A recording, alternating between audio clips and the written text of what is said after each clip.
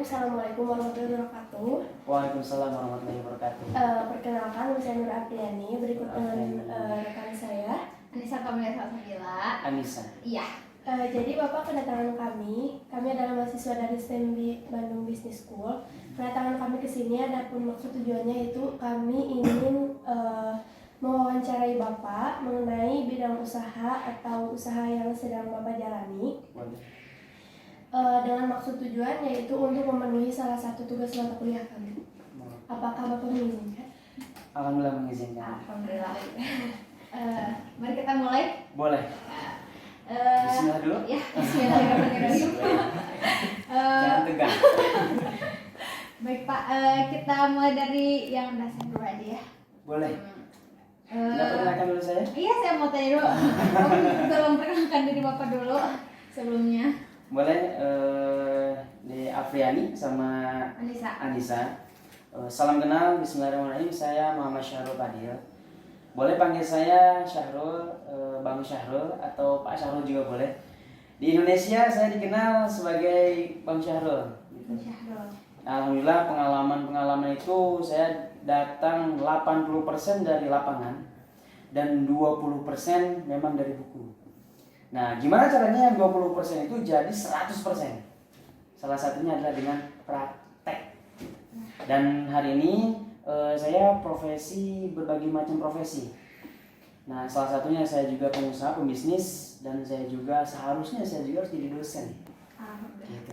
Tapi karena emang banyak orang yang membutuhkan tentang situasi itu, nah saya dianugerahkan sebagai pengusaha dan pembisnis untuk bisa membantu banyak orang. Kayak gitu. Ada yang ditanyakan dulu sebagai profil saya? Ya, Pak langsung ini ya Pak, kan karena Bapak seorang pembisnis. Nah, saya pengen tanya dulu nih, nama usahanya apa yang Bapak rintis itu? Rintis sih berbagai macam. Satu dari bidang jasa, yang kedua dari bidang produksi, termasuk juga konvensional juga ada. Konvensional ada. Gitu. Nah, satu kalau misalkan di bidang jasa, salah satunya saya juga trainer desainer. Jadi saya memangkas semua kegiatan-kegiatan kemahasiswaan itu dalam satu aplikasi. Namanya adalah aplikasi PowerPoint. Kalian tahu nggak? Aplikasi PowerPoint itu sering digunakan oleh mahasiswa. Iya. Betul. Salah satunya saya bisa certified dari slide designer. Jadi melukis slide dengan hati melalui PowerPoint. Tahu nggak kalian pernah melihat orang yang buat desain baju, banner, atau desain-desain yang pokoknya desain grafis itu ada pakai CorelDRAW, Photoshop, dan Canva dan lain-lain. Tapi saya cukup satu aplikasi, namanya satu aplikasi PowerPoint. Oke, PowerPoint. Dan saya juga membuka training yang seperti itu. Saya certified di Jakarta bersama Coach Andi. Nah, beliau orangnya humble, soleh banget. Jadi kalau misalkan dia transfer ilmu, boleh transferkan ke yang lain. Dan saya pun insya Allah bisa mentransferkan ke teman-teman. Salah satu di bidang usaha itu. Yang kedua, saya juga pelatihan training motivator. Saya juga tergolong dalam 1 juta motivator muda Indonesia. Plus saya juga ya certified Public Speaking Academy Jakarta bersama Coach Ongki Ojanto. Jadi saya juga suka membuka public speaking. Kalau lihat di Instagram saya suka ngisi keliling Indonesia. Alhamdulillah. Jalan-jalan boleh dibayar enak kan? Tapi satu syaratnya belajar. Jadi yang Bapak tekankan tuh sebagai kita nih teman-teman mahasiswa belajar, jangan malas untuk belajar. Belajar itu bukan ngampus aja, banyak, tapi full 100% 24 jam itu kita belajar. Dan kebanyakan orang kan belajar itu sekolah, ngerjain tugas itu belajar namanya. Padahal ketika kita diam di samping jalan melihat orang itu, oh kok kenapa ya banyak orang yang hari ini lalu lalang di jalan gitu kan. Terus selalu juga lihat tukang angkot gitu kan, kok kenapa hidupnya seperti itu. Lihat juga ada orang yang pakai mobil mewah gitu kan, nyamping kan, ada lewat pakai mobil mewah, kok kenapa bisa seperti itu. Nah, itu harus jadi pembelajaran. Padahal waktunya sama 24 jam tapi hidupnya berbeda. Harus jadi pelajaran itu. Nah, itu mungkin usaha dari jasa juga, termasuk nanti ada jasa network marketing juga saya. Plus saya juga punya konvensional. Konvensional saya ada kafe. Nah di cafe, nah boleh ditulis saya punya cafe juga plus Glosir. Cafe ini udah merintis saya beberapa waktu yang lalu dan sekarang mau merintis ke cabang selanjutnya. Bercabang. Gitu. Alhamdulillah. Nah untuk kafe ini Pak, kalau tahu di mana ya? Apa sih lokasinya dan kafenya itu seperti apa gitu konsepnya? Boleh. Nah cafe ini saya salah satu latar belakang buat cafe itu kenapa ya? Satu, orang anak muda kan sering nongkrong nih. Iya. Kan? Nah kalau misalkan orang-orang nongkrong kan pengennya di mana? Di Kafe. Kafe, biar lebih keren dong kan? Iya. Lebih keren kan di kafe padahal cuman pesan minuman satu kan? Iya. Gak jadi masalah. Moral yang saya terapkan adalah di sana kita itu anak muda itu memang harus jangan sampai ketinggalan jalan memang. Dan kita juga harus memberikan nilai-nilai tertentu di kafe itu. Dan saya selalu dalam kafe itu setel audio Morotal.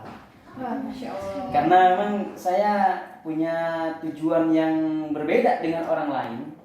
Dan saya juga memang mengkaca seperti abnormal, terus mengkaca juga dari mulai mall-mall yang lain gitu kan. Dan mereka itu laris manis. Tapi toh kenapa yang datang itu berpasangan, bahkan ada yang selfie-selfie, pelukan dan lain-lain. Nah itu akan menjadikan salah satu PR buat saya juga. Dan semoga aja dengan kafe ini yang saya buat dan menuju cabang kedua dan ketiga, mohon doanya dari teman-teman semua, ini akan menjadikan salah satu wasilah bagi kita semua untuk anak mudanya itu punya moral yang bagus dan berprestasi. Amin. Dan di sana juga di kafe nih deh, saya pengen tugas-tugas yang ada di kuliah itu mereka tuh bisa apa? Menyelesaikannya juga gitu di sana. Sharing di situ. Kita sharing di sana gitu kan. Jadi harganya terjangkau, tempatnya memadai kayak Ya. gitu. Nah, itu salah satu memang kafe juga ada di sana, tempatnya di Sukabumi. Oh, di Sukabumi. Karena saya orang Sukabumi. Oh, Sukabumi. Teman-teman saya orang Sukabumi, memang saya kerjaannya keliling-keliling. Dan kebetulan saya sekarang ada tugas beberapa waktu di sini, khususnya di Bandung gitu. Jadi saya juga memang diberi kepercayaan sama perusahaan ini, namanya perusahaan PT BES gitu, untuk ya training orang, termasuk juga untuk memberikan masukan, informasi dan lain-lain. Plus anggota kami banyak di sini, kayak gitu. Dan salah satunya teman kita ada Azhar, itu salah satu partner yang sangat luar biasa. Dia adalah pemuda yang sangat luar biasa yang akan membawa pemuda ini setelah lulus akan kemana. Amin. Pak boleh nanya, kalau untuk kafe ini berdirinya kapan ya? Nah, kafe ini berdirinya pas waktu COVID. Oh, Berarti Februari. Februari. Sebelumnya ada sekitar November Desember 2019. Oh, akhir tahun kemarin. Jadi udah hampir setahun ya Pak? Hampir setahun. Dan mau buka cabang selanjutnya. Betul. Alhamdulillah baru mau setahun udah punya adik lagi. Orang bingung kan, waktu COVID bangun usaha Iya, gitu kan, iya. repot kan? Iya. Tapi saya punya caranya. Ya itu. Kenapa pas waktu kita COVID itu kita bukan malah mundur gitu, tapi kita malah maju. Di sanalah teman-teman. Kita pas waktu orang lain tutup, kita bangun di sana. Nanti ada caranya. Nah, tips and triknya. Pak kalau boleh tahu untuk waktu awal berdiri hingga sekarang itu jumlah karyawan berapa ya? Jumlah karyawan karena kafe itu memang kita miniaturnya sangat luar biasa. Kita dalam satu cabang itu di angka 4 sampai 5 orang. Kayak gitu untuk satu berdirinya. Nah, untuk yang kedua itu memang kita sesuai dari daerah. Kalau misalkan di daerah kota kita harus lebih banyak memang. Iya. Kata 4 sampai 5 orang. Tapi kalau misalnya untuk daerah kabupaten 3 orang juga cukup gitu. Jadi untuk 1 orang memang untuk kasir, yang 2 orang untuk di dapur, yang 1 orang lagi untuk antar makanan ke Waiter, sebagai waiter gitu. Dan untuk Bapak ini usahanya tuh emang pas sendiri atau Bapak join bersama teman-teman? Saya sendiri. Sendiri? Owner Gitu. sendiri? Owner sendiri. Saya buka sendiri, tapi memang kebanyakan orang-orang yang seperti saya itu adalah mempekerjakan orang pintar. Ya emang enggak. Saya kan, wah kayaknya ini ada peluang bagus nih, sini. Gitu kan. Nah ini menurutmu bagus kan? Wah ya bagus lah. Nah jadi kita karyawan saya. Kayak gitu. Makanya sebenarnya kita itu kalau misalkan kita kuliah itu harus punya skill, bukan hanya ke knowledge saja yang diinginkan. Kalau ke knowledge saja diutamakan, nanti pas sampai di lapangan dia down. Iya. Dia wah berbagai macam rintangan akan menghadangnya. Makanya kalian beruntunglah masuk dari kuliah manajemen bisnis ya. Iya. Nah, beruntunglah teman-teman semua karena akan masuk dalam segala segmen dan sektor. Amin. Nah, Pak, kan jadi Bapak kan tadi udah bilang, sedangkan kafe-kafe zaman sekarang nih ya, memplay itu kan musik-musik tuh kan. Sedangkan Pak Murotal, apakah kafe ini tuh ingin berbasis Islami atau bagaimana gitu maksudnya, Pak? Boleh. Nah, emang gini, ada waktu-waktu tertentu namanya. Satu, pagi memang saya suka pakai lagu-lagunya memang Islami, tapi rada ngebeat gitu. Oh, jadi tetap semangat Tetap gitu. semangat gitu. Nah, nanti waktu Murotal itu memang pas waktu kita mau azan Maghrib. atau maghrib dan sebelum tutup. Supaya kenapa gitu kan. Nah, kita juga selaku manusia gitu. Ada positif negatifnya memang gitu. Ada positif negatifnya. Ketika kita memulai yang seperti itu, satu tekad saya adalah untuk pemuda itu punya moral yang tersimpan ketika dia mampir di kafe itu. Dan yang kedua adalah kita untuk keberkahan itu selalu melimpah. Iya. Jadi saya jarang banget itu setel biar lagu rock atau lagu galau. Biasanya orang itu paling nikmat kalau galau datang ke kafe. Betul gak? Iya, emang. Galau lagunya itu kan lagunya Ku Cuma Punya Hati, bukanlah ingatanku. Iya, pas banget gitu semuanya, sama gitu kan. feelnya. Dan memang saya juga merasakan yang seperti itu. Karena hobi saya adalah pas satu punya masalah besar datangnya ke kafe. Kafe ngopi sendiri itu kan, ya Allah itu kan apa yang saya lakukan itu kan sambil ngopi itu kan sambil lagu-lagu galau itu kan, nikmatnya luar biasa. Apalagi kalau kafenya kafe remang-remang gitu. Wah, itu udah beda urusan. Nah, di sanalah saya punya hidayah untuk membangun yang seperti itu. Nah, supaya nanti generasi saya selanjutnya itu mempunyai moral yang sesuai dengan apa yang dia inginkan. Bapak kalau boleh tahu nih, untuk modal usahanya kalau boleh tahu berapa? Modal usahanya emang bervariasi. Salah satunya adalah sesuai dengan wilayah, gitu. Karena yang pertama saya lagi merintis, karena emang ini usaha yang kedua gitu, bukan usaha utama, ya kan? Kalau kafe ini, gitu. Usaha yang kedua. Karena emang saya juga hobi jadi usaha, gitu. Nah, itu. Yang pertama memang modalnya nggak terlalu besar, gitu. Cukup di angka 15 sampai 20 juta. Gitu. Kita udah bisa membangun kafe, tapi ingat kita juga harus pintar karena saya belajar di Malaysia itu bersama Coach Rifki tentang lean strategi. Lean strategi itu gimana caranya kita memangkas semua pengeluaran yang nggak penting, gitu. Sebelum saya berdiri usaha saya belajar dulu sama Coach Rifki itu ada di Malaysia itu di Kuala Lumpur. Saya belajar tentang lean strategi, gimana caranya yang nggak penting itu gak usah dipakai lah gitu. Itu sampai 50% saya memangkas pengeluaran. Itu wow banget, mantap banget itu ilmunya teman-teman. Nah di sana kalau misalkan saya di kota itu jangka 20 jutaan, 20 juta itu udah semua yang dibutuhkan dari kafe itu udah lengkap kayak gitu. Dan memang ya secara pribadi memang masih banyak yang harus saya lengkapi gitu. Tapi untuk awal itu udah cukup. Gitu. Apalagi kalau misalkan di kabupaten itu di angka 15 juta, 10 juta udah cukup. Tapi ingat saya bukan franchise, saya bangun sendiri. Yang paling enak itu adalah itu. Gak ada royalti pada siapapun. Ya. Jadi Berarti saya Bapak membangun sendiri, semua bangun sendiri, jadi kayak bukan sewa, bukan? Nah kalau itu tergantung nanti. Kalau misalkan kita mau lihat market kan, ada yang sewa. Kalau misalkan udah bagus nih beli. Oh gitu. Gitu. Untuk ini Bapak membangun apa sewa? Nah kalau untuk sekarang emang kita masih sewa. Oh jadi Bapak sewa, tapi untuk barang-barangnya berarti Bapak sendiri? Kalau barang punya sendiri.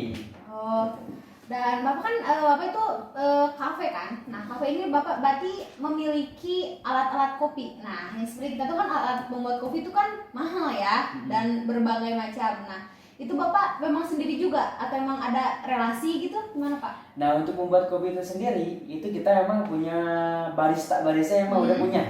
Gitu. Kalau punya ini mau dikembangkan nggak? Bawah. Oh gitu. Nah itu kan cerdas itu kan? Iya. Gimana caranya kita modalnya minimal tapi hasilnya maksimal. Gitu.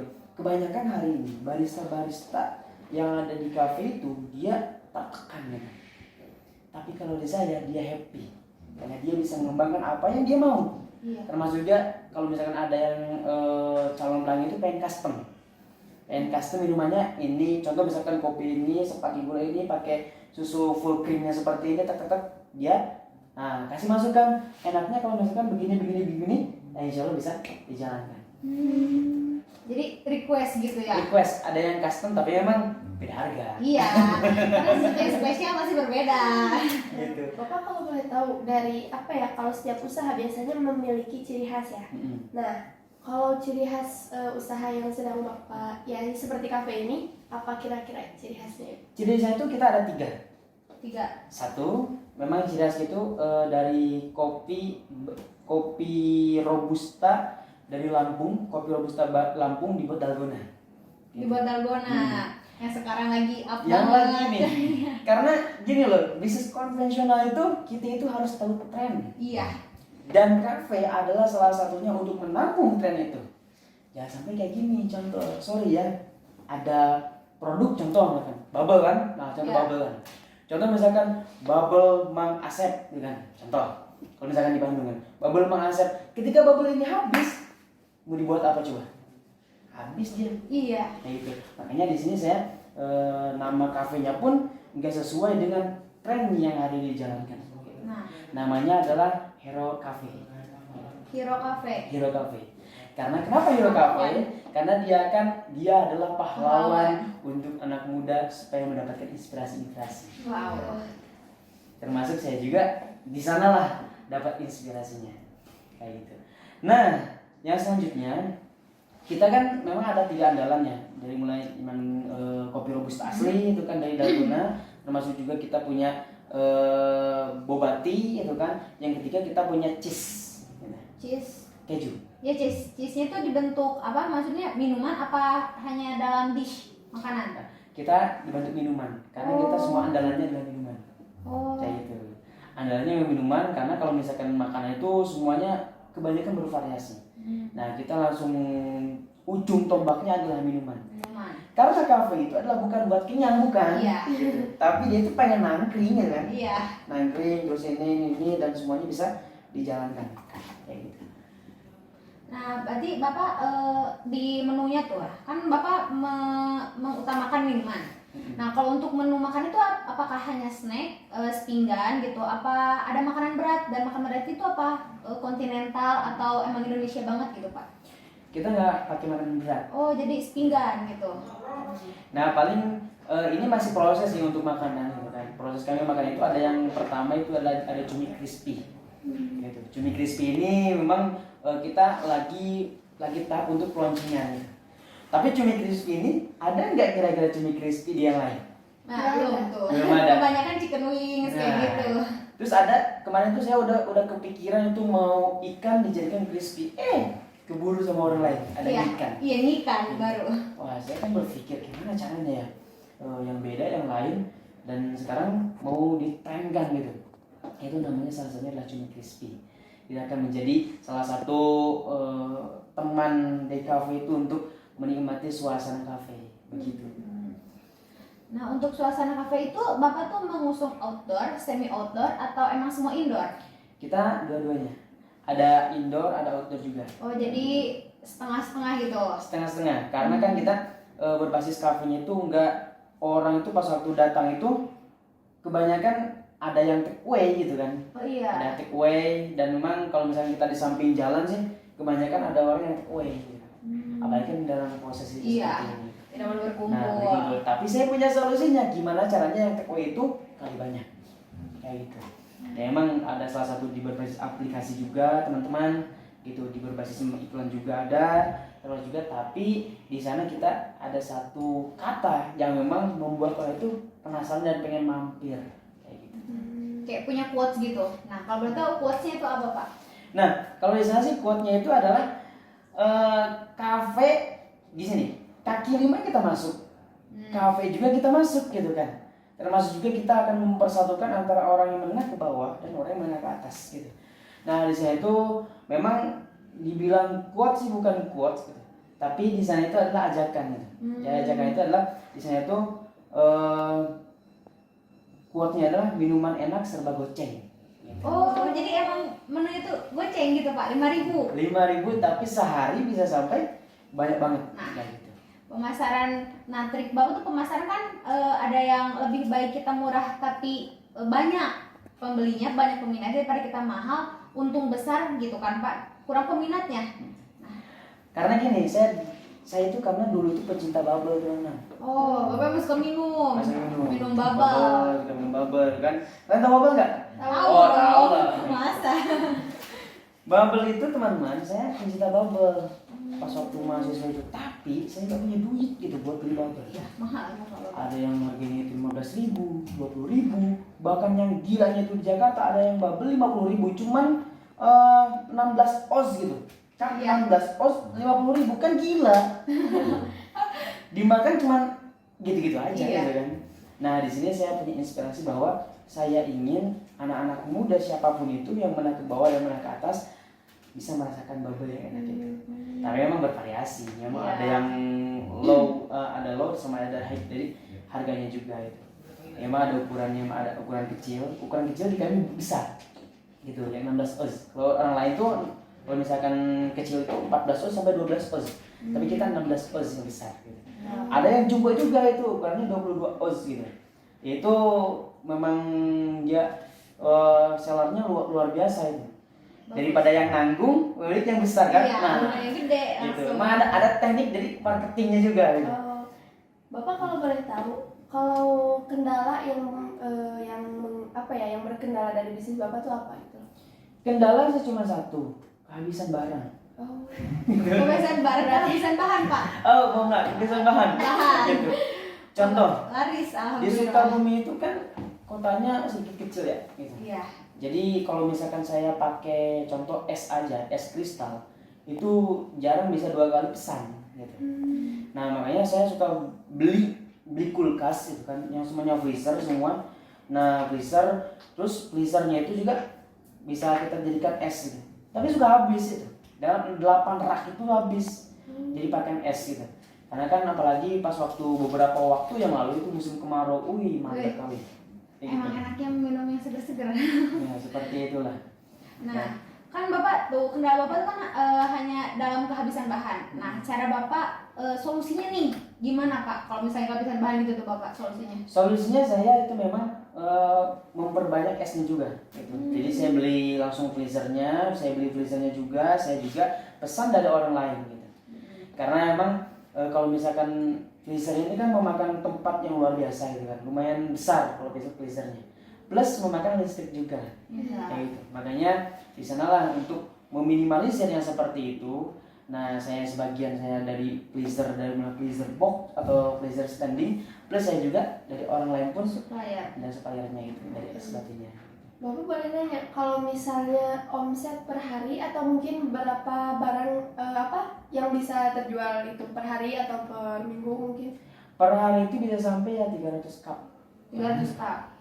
Ya, sekitar 300 cup. Kalau misalkan rame ya apalagi pas waktu bulan puasa atau pas waktu takbiran, itu sampai jam 1 malam saya. Masih itu. Dan saya pun ikut turun ya kan. Turun. Ikut turun kan.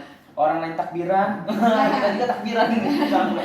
Berhasil berusaha. Nah, Berusaha. kalau tahu jam operasional kafenya tuh Pak, kan tadi sampai jam 1 malam tuh. Nah, kalau Tuh. jam normalnya itu gimana Pak? Jam normal kita emang jam 9 pagi 9 pagi buka. sampai jam 7 atau setelah isya gitu. Setelah Isya ditutup. Ya tutup. Oh, Gitu. kenapa Pak? Kalau boleh tahu kenapa setelah Isya itu tutup? Karena Kenapa ya? habis.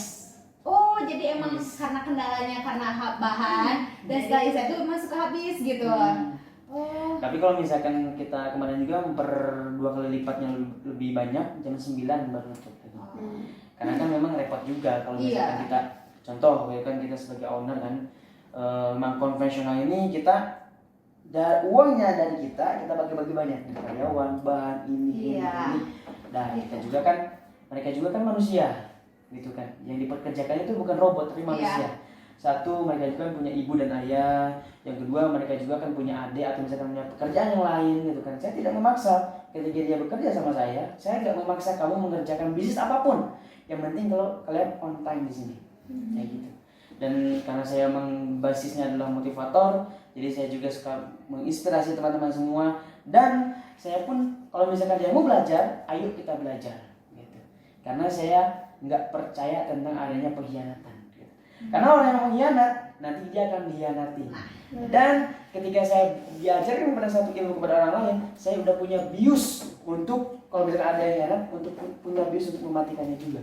Kayak gitu. Karena saya juga belajar dari berbagai coach dan teman-teman yang lain. Salah satunya memang ada saya belajar bersama Tung Desemuaringin, ada Meriana juga, ada sistem marketing dari Akzaki, terus pokoknya coach-coach yang ada di yang di WWK itu saya juga belajar. Sama juga pokoknya banyak lah coach yang saya udah temui. Dan kalau disebutin satu persatu banyak banget. Kayak gitu. Pak, Siapa dulu? Nah, kan Bapak sebagai owner nih, Bapak memiliki banyak karyawan. Nah, cara perhitungan Bapak tuh kan kayak, oh ini gaji karyawan, oh ini untuk listrik. Kan Bapak berdiri sendiri tuh, nggak bagi-bagi sama. Itu bagaimana perhitungannya, Pak? Perhitungannya tuh memang simpel banget. Satu, pertama kali saya bangun itu sistem fee gitu. Sistem fee. Hari ini dijual berapa nih? Nah, saya bagi berapa persen untuk mereka, berapa persen untukku, berapa persen untuk modal. Kayak gitu. Karena saya punya buku keuangan tersendiri gitu. Jadi cash in cash out-nya tuh kelihatan. Plus saya pakai aplikasi tertentu. Kayak gitu. Mau tahu aplikasinya? Memang aplikasinya berbayar. Jadi kita nggak usah pusing bingung gitu untuk Pembukuan ini gitu ya, Pak. Kami pakai aplikasi. Harus lebih cerdas dong kalau Iya. sekarang gitu kan. Nah, kalau untuk perhitungan seperti itu, Bapak memiliki bendahara keuangan, misalnya keuangan khusus ini keuangan, atau emang semuanya Bapak keuangan dari mulai segala perhitungan, listrik kayak gitu, gaji itu emang Bapak yang handle semua? Enggak. Oh, ada lagi. Karena seorang pemimpin itu gak boleh memegang semua kerjaan orang lain atau memegang kemampuan orang lain itu oleh kita sendiri. Walaupun kita bisa. Gitu. Satu untuk mendidik mereka, yang kedua mereka juga supaya punya ilmu. Iya. Nah, di sana sistemnya emang kita saya pribadi itu bersama kasir yang memang saya percaya. Ya, tapi memang kan saya basicnya itu memang untuk di trainer, jadi saya latih juga itu. Satu, latih dengan emosional saya dengan dia, latih emosional kebutuhan dia apa gitu kan. Jadi saya menanamkan bahwa mindsetnya itu saya adalah penolongnya, kayak gitu. Jadi minim sekali untuk berkhianat pada saya itu. Salah satu kuncinya adalah itu. Nah, di sana nanti ada memang ahlinya dia juga, tapi saya juga harus jeli terhadap apa yang hari ini pemasukan dan pengeluaran. Karena dalam aplikasi itu ketika ada yang masuk, handphone saya juga kelihatan itu udah masuk. Langsung mentoring Udah ke Bapak. masuk gitu. jadi Ketika bisa kontrol apa ya? ketika si kasir itu ngeluarin duit, ngambil duit, buka meja kasir, itu udah ada masuk di handphone. Oh, Gitu. canggih. Jadi misalkan Canggih banget. contoh misalkan cuma lihat aja doang uang begitu, diklik gitu kan. Iya. Nah, berarti contoh misalkan 10 kali buka gitu kan. 20 kali buka gitu kan. Dibuka gitu kan. Walaupun dia diambil duitnya gitu. Sampai kembalian pun juga ada. Memang itu ada mesinnya lumayan mahal juga. Ya. Gitu. Gitu. Pak, kalau untuk kita nih kan mahasiswa, kadang-kadang kita juga pingin punya pendapatan sendiri kan. Nah, ada nggak sih tips untuk misalnya nih calon mahasiswa pingin menjadi pembisnis seperti Bapak? Ada nggak tips buat calon pengusaha seperti kita gitu? Ada. Tipsnya cuma satu loh. Seberapa besar kalian mau menjadi pengusaha? Niatnya. Karena usaha apapun yang kalian jalani, kalau misalkan nggak ada niat untuk usaha, mau besar apa juga gagal. Itu aja dulu satu. Karena semua usaha itu bagus, semua bisnis itu bagus. Kalau ditanya, Bang, bisnis yang bagus itu apa sih? Kata Om Bob Sadino kan? Iya. Bisnis yang bagus itu adalah bisnis yang dijalankan, bukan bisnis yang ditanyakan. Kalau misalkan kalian nanya bisnis apapun itu, semua bisnis bagus lah. Bagus semua bisnis itu. Tapi memang ada yang berjangka. Suksesnya ada yang lama, suksesnya ada yang cepat, dan memang seberapa besar keinginan kalian ingin memulai usaha dan bisnis. Dan saya juga punya tips dan trik, ada bisnis yang memang itu lebih cepat gitu. Nanti kalau misalnya itu di luar bicara ini. Begitu. Iya, nah Bapak kalau boleh tahu nih ya, karena Bapak yang kita tahu kan Bapak pengusaha motivator nih gitu. Apa boleh kita tahu nih latar belakang Bapak gitu? Boleh. Latar belakang saya emang dari kampung, Dek. Kenapa saya hari ini bersikeras untuk mengubah hidup saya, karena emang dulu itu makan itu susah gitu. Kalau misalkan dibilang saya cuman untuk hari ini ya, saya hidup sama orang tua kandung itu sekitar 9 tahun sampai sekarang. Karena saya emang pertama ketika saya lahir sampai 6 tahun, terus ditambah lagi 3 tahun SMP, saya bersama nenek kesana kemari gembala kambing, terus saya ke sawah itu kan, panggul apa itu beras hasil panen. Terus saya juga pernah nandur ini panen segala rupa itu di sana. Berjuang keras ya, Pak. Dan memang berjuang keras ya itu. Pas waktu SMA saya kuliah manggul di pasar. Oh, berpanggul Di pasar. panggul di pasar. Dan yang saya rasakan itu bukan mencari rezeki. Dan saya rasakan itu yang saya ada di benak di hati saya itu, ya Allah, mencari uang itu sangat sulit sekali. Mencari uang itu sangat sulit sekali. Tapi suatu saat nanti ya Allah tunjukkanlah aku di mana apa yang saya dapatkan itu menjadi keberkahan itu melimpah. Kayak gitu. Dan di sana itu saya mencari pelajaran pas waktu SMA itu. Karena SMA itu juga saya selain saya sebagai siswa atau siswa, saya juga sebagai ketua rohis gitu. Jadi ketua rohis itu memang rohani Islam itu saya selalu kaitkan apakah ini tuh benar atau salah itu. Nah di sana saya bangun biasa jam 2 pagi itu kan, sampai subuh itu saya harus kuli manggul dulu sebelum ke MA itu, sekolah itu. Kuli manggul di pasar. Jam 4 pagi saya udah di pasar, jam 5, jam 6, jam setengah 7 saya berangkat sekolah sampai mandi dimanapun lah gitu. Mandi. Setelah sekolah saya biasa kan rohis kan mimpin surat gitu kan. Iya. Ini mimpin surat duha, ini itu. Setelah pulang saya ke pasar lagi gitu. Karena emang di pasar juga emang ada bapak saya juga. Kayak gitu. Saya sama bapak saya lalu pulang. Kayak gitu. Kehidupan kami luar biasa. Kayak gitu. Dan akhirnya setelah itu saya memutuskan lah untuk kuliah, dan alhamdulillah saya juga kuliah di Bandung, di sini di UIN Bandung. Oh, di UIN dengan Jurusan biologi pendidikan. Selesai, tapi saya nggak mau jadi guru karena bukannya saya nggak mau mentransferkan ilmu itu kan, tapi saya memberikan kesempatan kepada orang banyak supaya ketika orang yang ingin melamar jadi guru ada sisa buat saya, itu silakan ambil kayak gitu. Karena saya basicnya pengen ke bio entrepreneur gitu. Bio entrepreneur kan luar biasa ini. Mulai dari tanahnya saja itu bisa menghasilkan apapun yang kita inginkan. Salah satunya saya belajar di sini teman-teman. Nah, bio entrepreneur ini ada yang namanya jadi eco farming supaya nanti lebih bagus, lebih banyak tanamannya. Bahkan saya juga nyemprot nyemprot tanah ini sampai tandur sampai panen, insya Allah bisa. Kayak gitu. Tapi sekarang udah dikerjakan sama orang lain. Alhamdulillah. Tetap Bapak yang monitoring ya. Iya.